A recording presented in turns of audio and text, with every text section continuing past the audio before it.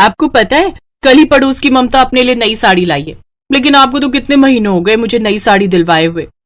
अब पूर्णिमा, मैं जो भी कमाता हूँ वो सब तुम्हें ही ला कर दे देता हूँ। घर खर्च तो तुम ही चला रही हो।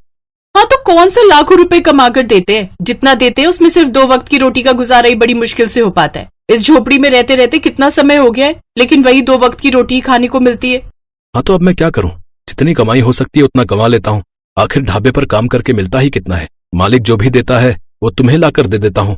दुनिया कहाँ से कहाँ पहुंच गई, लेकिन एक आप हो कि उस सेठ की गुलामी से बाज ही नहीं आते। आखिर कब तक उस ढाबे पर ही काम करते रहोगे? अब जितना मुझसे हो पाता है उतना तो कर ही रहा हूं ना, खाली तो नहीं बैठा ना। पूर्णिमा और महेश की शादी को 2 साल बीत गए थे, लेकिन फिर भी महेश उसे सारी खुशियां नहीं दे पा रहा था। इसलिए पूर्णिमा हमेशा चिड़चिड़ी रहती। जब भी उसके पड़ोस में कोई नया सामान लाता तो पूर्णिमा उससे बड़ी चिढ़ती और वो सारा गुस्सा अपने पति के ऊपर निकाल देती। ऐसे ही एक रोज जब महेश ढाबे पर काम कर रहा था तब सेठ जी। क्या रे महेश, वो कस्टमर तुझे कब से पुकार रहा है? ध्यान कहाँ रहता है तेरा? माफ करना सेठ जी, सुनाई नहीं दिया। आजकल न जाने तेरा ध्यान कहाँ रहता है। इस तरह से काम नहीं चलेगा, बता रहा हूँ। क्या मतलब सेठ जी? मतलब ये कि अब तो अपने लिए कहीं और काम देख ले। लेकिन आप ऐसा क्यों कह रहे हैं सेठ जी? मैं इतने सालों से आपके ढाबे पर काम कर रहा हूँ, फिर यूं अचानक? अरे दरअसल बात यह है कि गांव से मेरा साला यानी बीवी का भाई सुंदर आया हुआ है। उसको कहीं काम धंधा नहीं मिल रहा है, इसलिए वो मेरे ढाबे पर काम करना चाहता है। अब एक साथ में 2-2 कारीगरों को तो काम के लिए नहीं रख सकता ना, इसलिए अब तुझे इस काम से जाना होगा। मालिक, आप तो जानते ही हैं कि मैं कितने सालों से यहाँ काम कर रहा हूँ, और आप तो जानते हैं कि मैं कितना अच्छा अनियन फ्राइड राइस बना लेता हूँ। हाँ, अच्छे से जानता हूँ। तेरे बनाए हुए अनियन फ्राइड राइस की वजह से ही ज्यादातर लोग यहाँ आते हैं। लेकिन मैं अपने साले को भी तो मना नहीं कर सकता ना। और तू तो जानता ही है कि अगर मैंने अपने साले को मना कर दिया तो मेरी बीवी मुझे चैन से जीने नहीं देगी, इसलिए तुझे यहाँ से जाना ही पड़ेगा, अब चाहे लाभ हो या घाटा। दुखी मन से महेश वहाँ से चला जाता है। अब क्या होगा महेश तेरा? पूर्णिमा तो वैसे ही सारा दिन पैसों के लिए किचकिच करती रहती है। अब उसे पता चलेगा कि मेरी नौकरी भी चली गई तो वो तो मुझे बहुत सुनाएगी। महेश दुखी होकर चला जा रहा था। चलते चलते उसे रास्ते में उसका बहुत पुराना दोस्त अनमोल मिलता है। अरे अनमोल, तू यहाँ? अरे हाँ, मेरी नौकरी लग गई है यार यहाँ, लेकिन वो इस गांव से काफी दूर है। और तू बता, तू इतना उदास होकर कहाँ जा रहा है? इतने समय बाद मिला है, फिर भी ऐसी हालत में? फिर महेश उसे सारी बात बताता है। ओह, तो ये बात है। वैसे तो तू बता रहा है कि सेठ का ढाबा तेरे अनियन फ्राइड राइस की वजह से ही चलता है, तो तू खुद का ही कोई काम क्यों नहीं खोल लेता? तू खुद ही अनियन फ्राइड राइस क्यों नहीं बनाकर बेचता? मेरे पास मेरे बाबा का एक पुराना ठेला रखा हुआ है। बाबा तो अब रहे नहीं, क्या पता तेरे ही काम आ जाए। ये तो तूने बहुत अच्छी बात कही दोस्त। अब मैं खुद का ही काम शुरू करूंगा और अनियन फ्राइड राइस बनाकर बेचूंगा। महेश खुशी खुशी घर आया और सारी बात अपनी पत्नी को बताई।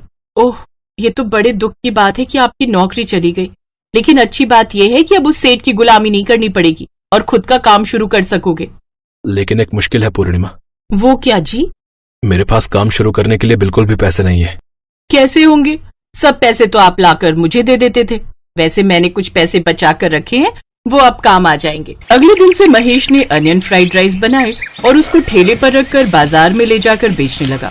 तभी उसके पास उसका दोस्त अनमोल आया। महेश ने सबसे पहले उसे फ्राइड राइस की प्लेट लाकर दी। अनमोल ने उसके हाथ के बने अनियन फ्राइड राइस खाकर बहुत खुश हुआ। वाह वाह, क्या कमाल के बनाते हो यार तुम। अनमोल वहाँ से चला जाता है, लेकिन उस रोज उसके पास एक भी ग्राहक नहीं आता।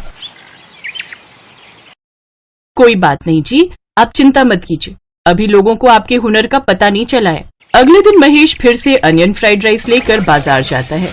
अब उस दिन उसके पास ग्राहक आने लगते हैं। अनियन फ्राइड राइस लोगों को बहुत पसंद आता है और वो सब उसकी खूब तारीफ करते हैं। इस तरह अब हर रोज उसकी अच्छी कमाई होने लगती है और कुछ ही समय में वो खूब पैसे कमाने लगता है। अब उसकी पत्नी पूर्णिमा भी उसके साथ ठेले पर आती है और उसका हाथ बटाती है। मैं नहीं जानता था कि मेरे हाथों में इतना हुनर है। अगर मैं उस ढाबे पर रहता तो कभी इतनी कमाई नहीं कर पाता। आपके उसी हुनर को बाहर निकालने के लिए तो मैं सेठ की नौकरी छोड़ने के लिए कहती थी, इसीलिए तो लड़ती थी आपसे। अब महेश दिन पर दिन तरक्की करे जा रहा था। फिर एक रोज उसके पास एक बड़ा आदमी जिसका नाम धनपत होता है वो आता है। सुना है तुम बहुत अच्छे फ्राइड राइस बनाते हो, आखिर ऐसा क्या डालते हो इसमें? बस प्यार से परोसता हूँ साहब, वही लोगों को पसंद आता है। ये तो बड़ी अच्छी बात है। वैसे अगले हफ्ते मेरी बेटी की शादी है, उसमें मेरे बड़े बड़े मेहमान बाहर देश से भी आ रहे हैं, तो मैं चाहता हूँ कि तुम अच्छे से अनियन फ्राइड राइस बनाकर तैयार करो। मैंने भारत के सभी व्यंजनों को चुन चुन कर रखवाया है, इसलिए मैं चाहता हूँ कि तुम्हारी ये अनियन फ्राइड राइस भी उसमें शामिल हो। ये तो मेरे लिए बड़े ही सौभाग्य की बात है साहब, मैं इतनी बड़ी शादी में भाग लूंगा। और मैं खूब मेहनत से बड़े अच्छे अनियन फ्राइड राइस बनाऊंगा जो कि सबको बहुत पसंद आएंगे। कुछ ही समय में वो खुद का बहुत बड़ा होटल खोल लेता है। अब वो हर जगह अनियन फ्राइड राइस वाला के नाम से मशहूर हो गया था। ये औरत मुझे बिल्कुल पसंद नहीं है। अच्छा बहाना है तेरा अपने मायके जाने का। माँ की याद आ रही है। इंस्पेक्टर साहब गिरफ्तार कर लो इन्हें। ये औरत मुझे बिल्कुल पसंद नहीं है। इसको तो मैं जिंदा नहीं छोड़ूंगा। माँ तुम मुझे बचा लो। माँ ये मुझे मार डालेंगे। छोड़ दो मुझे, छोड़ दो। तभी सुरभि के बगल में लेटा राजीव उसे उठाते हुए कहता है, क्या हुआ सुरभि, उठो। कोई बुरा सपना देखा क्या? अरे तुम्हारी वजह से मेरा दिन का सुकून खो गया है और अब तुम रात को भी मुझे चैन से सोने नहीं दे सकती ना। आखिर राजीव ऐसा क्यों कह रहा था और क्यों सुरभि खुद को बचाने की बात कह रही थी? आखिर क्या हुआ था सुरभि के साथ? ये सब जानने के लिए कहानी की शुरुआत में जाना होगा। पालमपुर गांव में रामदीन नाम का एक आदमी रहता था। रामदीन का एक ही बेटा था। रामदीन ने बचपन में ही उसकी शादी अपने दोस्त की बेटी सुरभि के साथ कर दी थी, लेकिन फिर वो शहर आ गए और अब राजीव शहर में ही पढ़ लिख कर बड़ा हुआ। लेकिन वादे के मुताबिक राजीव के 23 वर्ष पूरे होते ही सुरभि से उसकी शादी हुई। सुरभि सुंदर थी इसलिए राजीव को भी कोई आपत्ति नहीं हुई, लेकिन सुरभि केवल 18 साल की थी। सुरभि अपनी माँ से बहुत प्यार करती थी। ब्याह कर वो राजीव के साथ शहर आ गई और आज उसकी सुहाग रात थी। वो काफी डरी हुई भी थी। रात को राजीव कमरे में आया और फिर उनकी सुहाग रात हुई। अगली सुबह उसकी सास ने उसे सुबह 5 बजे ही उठा दिया और घर का सारा काम उससे करवाने लगी और उसकी हर छोटी बड़ी गलती पर उसे डांटने लगी। माँ जी हमने कभी अपने घर में काम नहीं करा, लेकिन आप फिक्र मत कीजिए, मैं धीरे धीरे सीख जाऊंगी। ये बात सुनते ही सुरभि की सास विमला ने उसे जोरदार थप्पड़ मार दिया। आज के बाद मुझसे जुबान लड़ाने की हिम्मत भी मत करना। बहुत अच्छे से जानती हूँ मैं तुम जैसी आजकल की तितलियों को। दिन भर मोबाइल में लगी रहती हैं और जब बिगड़ जाती है तो माँ बाप परेशान होकर उनकी शादी कर देते हैं और अपनी मुसीबत दूसरों के मत्थे मढ़ देते हैं। नहीं माँ जी, ऐसा कुछ नहीं है, बल्कि मेरे पास तो अभी तक कोई मोबाइल ही नहीं है। मेरे बापू गरीब किसान है, वो भला कहाँ से ला कर देते। सुरभि रोते हुए कमरे में चली जाती है, जहाँ आराम से फोन देख रहा राजीव उससे पूछता है, क्या हुआ सुरभि, तुम रो क्यों रही हो? माँ जी ने मुझे डांटा और थप्पड़ भी मारा। आपको पता है आज तक मेरी माँ ने मुझ पर कभी हाथ नहीं उठाया। तभी वहाँ पर विमला भी आ जाती है। अच्छा, मेरे बेटे से तू मेरी शिकायत कर रही है? अब तू छोटी बच्ची नहीं है, तेरी शादी हो चुकी है, तो अब ये सब ड्रामे हमारे सामने मत कर, समझी? माँ बिल्कुल ठीक कह रही है सुरभि। अब तुम अपने उस जाहिल गांव में नहीं बल्कि शहर में हो। अब ये रोना धोना बंद करो और जल्दी से तैयार हो जाओ। मेरे ऑफिस के कुछ दोस्त तुमसे मिलने आने वाले हैं और हाँ, उनके खाने पीने का भी कुछ इंतजाम कर देना। कुछ देर बाद सुरभि तैयार हो जाती है।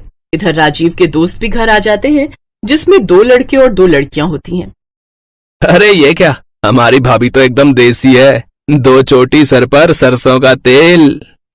आखिर ये सब कौन करता है भाई? सच में शहरों में भला ये सब कौन करता है? वो सब सुरभि का मजाक उड़ाकर उस पर खूब हंसते हैं। ये देख सुरभि खामोश हो जाती है।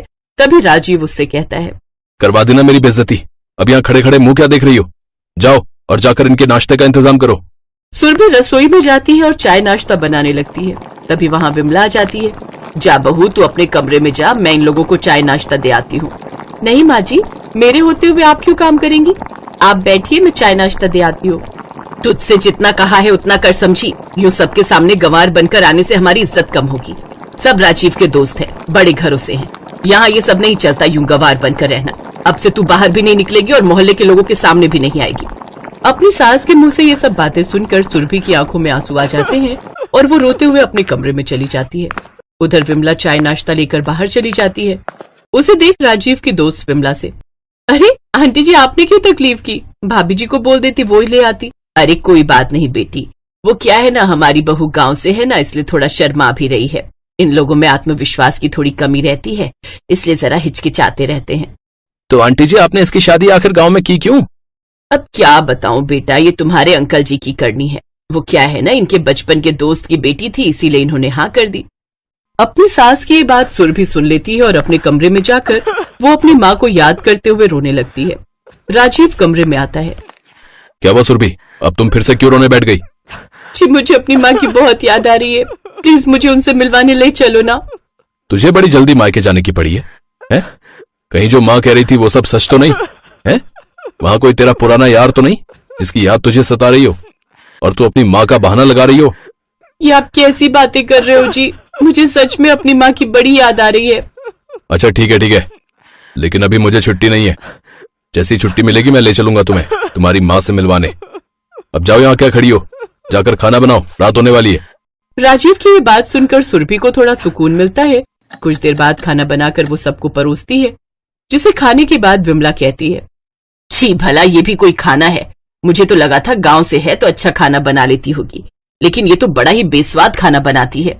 मुझे कुछ दिन गांव में मेरी माँ के घर छोड़ दीजिए, मैं 20 दिन में अच्छा खाना बनाना सीख जाऊंगी। मुझे माँ की बहुत याद आ रही है, मुझे भेज दीजिए, मैं माँ से भी मिल लूंगी और खाना बनाना भी सीख लूंगी। हा, सारा खाना बनाना सीख जाऊंगी? और 18 साल तक अपनी माँ के घर में रही तब तो तूने सीखा नहीं, फिर जब 18 दिन में क्या ही सीख जाएगी तू? अच्छा बहाना है तेरा अपने मायके जाने का। कोई जरूरत नहीं है, चुपचाप यहाँ रहो और यहाँ के तौर तरीके सीखो, उसके बाद जाकर मिलना अपनी माँ से। चल अब ये बर्तन उठाकर ले जाओ और सारे बर्तन धोकर सोना, समझी? सुरभि वहां से चली जाती है और फिर रसोई का सारा काम निपटा कर बिस्तर पर लेट जाती है और अपनी माँ को याद करते हुए रोने लगती है। उफ़ो, अब क्या हुआ तुम्हें सुरभि? माँ की याद आ रही है। उफ़ो, रुको, मैं अभी फोन लगाता हूँ, तुम जाकर अपनी माँ से बात कर लो। सुरभि ये सुनकर खुश हो जाती है। राजीव फोन मिलाकर सुरभि को देता है। कैसी हो माँ? सुरभि मेरी बच्ची, मैं बिल्कुल ठीक हूँ। कब से तुझसे बात करने की इच्छा हो रही थी, लेकिन जब भी दामाद जी को फोन करो तो वो एक ही बात कहते थे कि अभी वो ऑफिस में बिजी हैं या किसी काम से बाहर हैं। मैं और तेरे बाबा तो कब से सोच रहे हैं शहर में तेरे पास आने को, तुझसे मिलने के इसी बहाने तेरा ससुराल भी देख लेंगे। क्या सच में माँ, तू और बाबा यहाँ आओगे? माँ मेरा भी सचमुच तुमसे कब से मिलने का मन कर रहा है। जैसे ही राजीव ये बात सुनता है वो चौंक जाता है और वो इशारों इशारों में सुरभि को ना करने के लिए कहता है। क्या कह रहे हो जी? अपने माँ बाप को यहाँ आने से मना करो, अगर वो यहाँ गए तो सोसाइटी में हमारी नाक कट जाएगी। उनको बोलो मैं तुम्हें कल लेकर आ रहा हूँ। ये सुनकर सुरभि को थोड़ा बुरा लगता है, लेकिन फिर वो अपनी माँ से कहती है, माँ तुम बाद में आना। बाद में? हाँ, वो ये कह रहे कि ये कल ही मुझे लेकर आ रहे हैं, तो अभी मैं आ रही हूँ रहने, तो वहीं मिल लेना, फिर तुम बाद में कभी आ जाना शहर घूमने। अच्छा माँ, मैं रखती हूँ। फिर राजीव सुरभि से, चलो ना सुरभि, आज देखो बाहर मौसम कितना अच्छा है, चलो ना थोड़ी देर छत पर चलते हैं, फिर तुम अपने मायके चली जाओगी तो मुझे तुम्हारी बहुत याद आएगी। सुरभि बहुत खुश थी क्योंकि आज पहली बार राजीव ने उससे इतने प्यार से बात की थी। वो खुशी खुशी राजीव के साथ छत पर चली गई। मैं बहुत खुश हूँ राजीव जी, कल मैं अपने घर जाऊंगी, ये मैं बहुत खुश हूँ। लेकिन तभी राजीव उसे पीछे से धक्का देता है और सुरभि नीचे गिर जाती है। सुरभि के सर पर चोट लगने के कारण उसकी मौत हो जाती है। फिर कुछ घंटे बाद ही सुरभि के माता पिता पुलिस के साथ वहां पहुंच जाते हैं।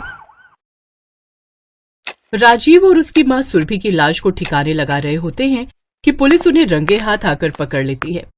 हाय मेरी बच्ची, मार डाला इन्होंने मेरी बेटी को। इंस्पेक्टर साहब गिरफ्तार कर लो इन्हें।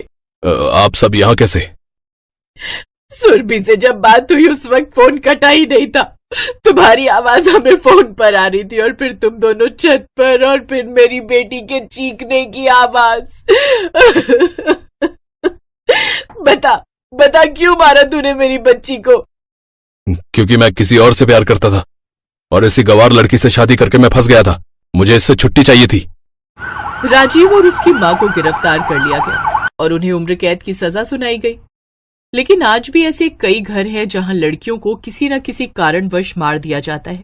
इसीलिए कहते हैं कि आवाज उठाना जरूरी है।